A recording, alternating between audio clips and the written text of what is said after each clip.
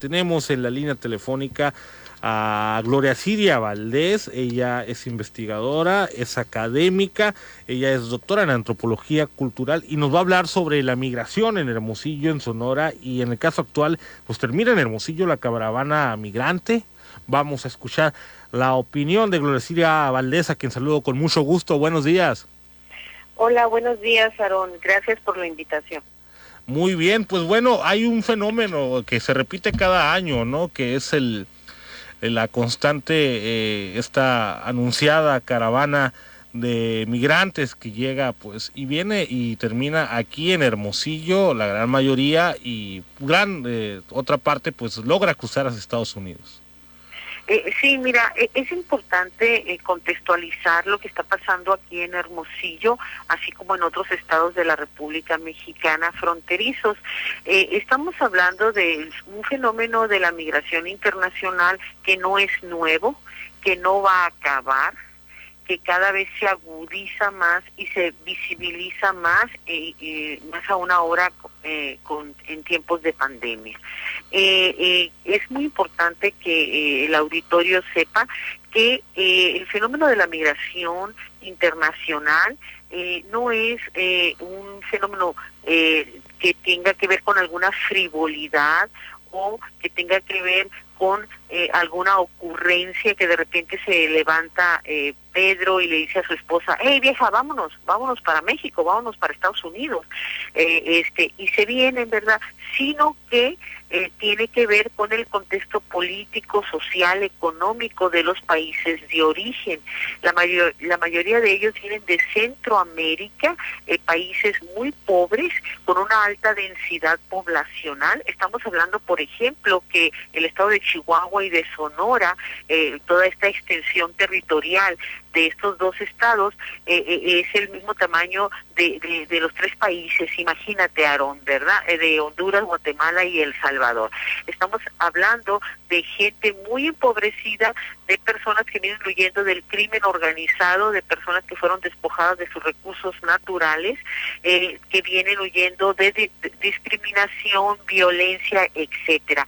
En México se han percibido al menos 11 nacionalidades de personas que vienen de otras partes huyendo. Esto es un fenómeno global. No solamente compete a la frontera de Centroamérica con México o México con Estados Unidos, sino que es un fenómeno global y que por eso hay que abrir el zoom ante este contexto.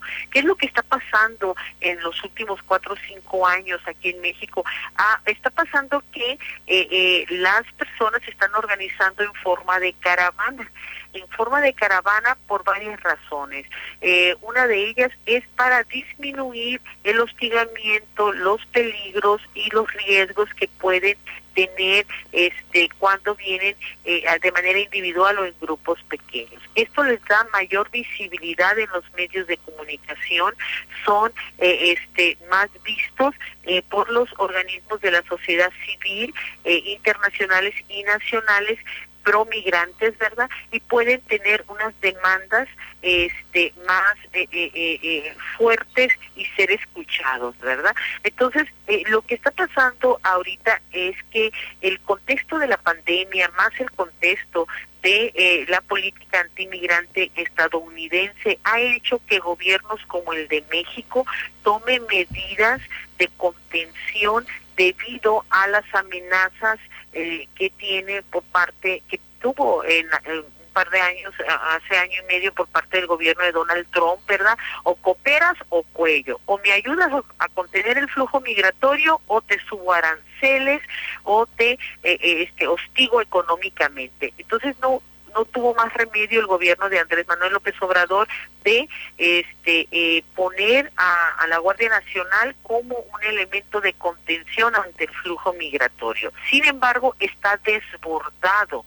El asunto migratorio está desbordado en nuestro país por la inexistencia de una política migratoria horizontal, transversal, que salvaguarde los derechos humanos de los migrantes, en especial los niños, niñas y adolescentes migrantes.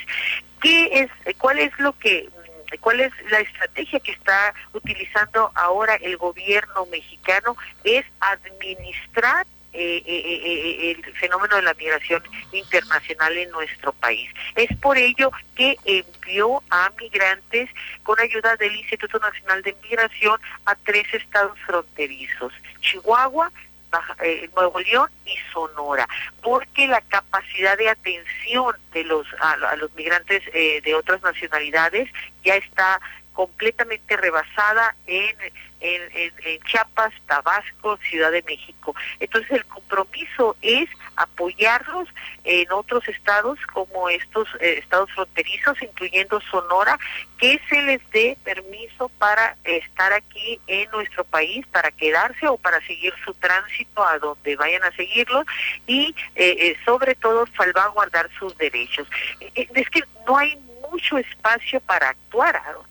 Sí, no hay mucho, es muy complejo y es de diversas aristas, pero lo que yo completamente estoy de acuerdo y lo que quiero decir es que ya tenemos la situación aquí, y no es una situación nueva, es desde hace muchos años, y tenemos todo para organizar este fenómeno migratorio en nuestro estado, principalmente visibilizando los diferentes procesos migratorios que cohabitan en nuestro estado, ¿verdad? Tenemos migrantes en tránsito en busca de la migración internacional rumbo a Estados Unidos, tenemos migrantes que están solicitando refugio, Aaron, para quedarse aquí en Sonora. Sí, tenemos migrantes también que están en los municipios fronterizos en espera de su resolución de asilo hacia Estados Unidos. Estos migrantes están en municipios sonorenses bajo el acuerdo Quédate en México. Estos migrantes, muchos de ellos también mexicanos, de Veracruz, de Guerrero, de Michoacán, están solicitando asilo hacia Estados Unidos, pero bajo ese acuerdo entre los dos gobiernos esperan el asilo en territorio mexicano. Esta situación nunca antes se había visto porque la Ley Internacional de Refugio y Asilo establece que deben de esperar esa resolución de asilo, ese trámite en el país donde lo están solicitando, es decir, Estados Unidos, pero ahora lo esperan aquí. Y tenemos migrantes de retorno que están regresando después de haber vivido en Estados Unidos a Sonora. ¿Te das cuenta? Tenemos varios movimientos, varios procesos migratorios que debemos de entenderlos para diseñar política pública de acorde a las necesidades. Porque yo preguntaría, ¿qué está pasando con estos migrantes, hermanos migrantes que están en Nogales, Agua Prieta, San Luis Río Colorado, esperando su resolución de asilo hacia Estados Unidos? Están yendo a la escuela los niños, niñas y adolescentes, fueron vacunados, tienen servicios de salud, o sea, ¿qué ondas, verdad? Y esta espera puede ser de 1 a 5 años. De 1 a 5 años. Sí, y ya llevan casi 2 años ahí, ¿verdad? ¿Qué pasa con los migrantes que están solicitando refugio aquí en Sonora? Mientras esperan el refugio, ¿se les informa a los padres de familia que sus niños, niñas y adolescentes tienen derecho a ir a la escuela mientras están esperando el refugio? No. Tan así es que el Seminario Niñez Migrante del Colegio de Sonora ha recibido al menos 4 niños y adolescentes, 2 de Guatemala, 2 de El Salvador, que les hemos apoyado a encontrar escuela porque les notificaron en el Instituto Nacional de Migración que todavía no tenían derecho a ir a la escuela hasta que su resolución de refugio para quedarse en Sonora terminara.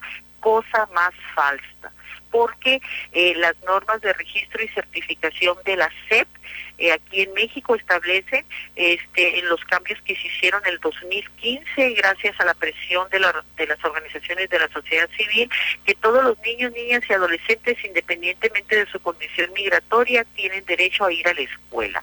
Entonces, ¿qué es lo que está pasando, Aaron?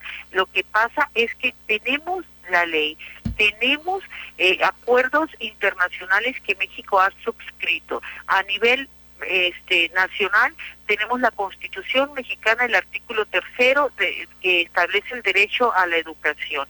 Tenemos también la ley de refugio y asilo aquí en México, que establece el apoyo que se debe brindar a todos los solicitantes de refugio como si fueran ciudadanos mexicanos. Tenemos a nivel estatal la Ley de Protección y Atención al Migrante, la Ley PAM, que establece el derecho a la educación y a tratar al migrante con todo el respeto y los derechos humanos. Tenemos a nivel estatal la Ley de Atención a Niños, Niñas y Adolescentes en el estado de Sonora, que establece también el derecho a la educación. Y tenemos las normas de registro y certificación, y aún así no tienen acceso a la educación. Aún así El desconocimiento de eso. Entonces, necesitamos armonizar lo que dicta la ley a nivel nacional, estatal, en la práctica. Ninguna autoridad local, regional o estatal debe de estar por arriba de los acuerdos internacionales y sobre todo el principio del interés superior a la niña. Así estamos. Y las autoridades, quiero decir que las autoridades estatales actuales han mostrado gran sensibilidad en torno a la problemática. El gobierno federal, yo considero, el presidente tiene una amplia sensibilidad acerca del tema y buenas intenciones, pero con solo buenas intenciones no basta. Acuérdate que él dijo en campaña el 2018, vamos a recibir a nuestros hermanos centroamericanos donde comen 3, pueden comer 5, y después tuvo que recular, porque no es tan fácil. Puedes tener buenas intenciones, pero no es tan fácil, es un fenómeno complejo. Sobre todo a nivel estatal debemos de reconocer estos diversos procesos migratorios, porque las mismas autoridades confunden, Aarón, cuando están hablando de migración en tránsito, migración de retorno, migración, solicitantes de refugio, confunden, no saben las diferencias que hay entre estos procesos migratorios. Y si no reconocemos, no visibilizamos, no diagnosticamos, no podemos implementar política pública. Bueno, pues es un tema demasiado completo, es un tema en el que se tienen que reconocer diferentes conceptos y sobre todo pues tener en cuenta una política de verdad de atención a migrantes y en la que bueno podemos seguir abundando. Gloria Siria, me gustaría tener una siguiente entrevista próximamente, vamos a concretarla. Claro que sí, con mucho gusto, estamos a la orden. Muy bien, agradecemos que nos haya tomado la palabra, buenos días, y bueno, ella es Gloria Siria Valdés, a quien les pedimos con mucho gusto que estuviera con nosotros.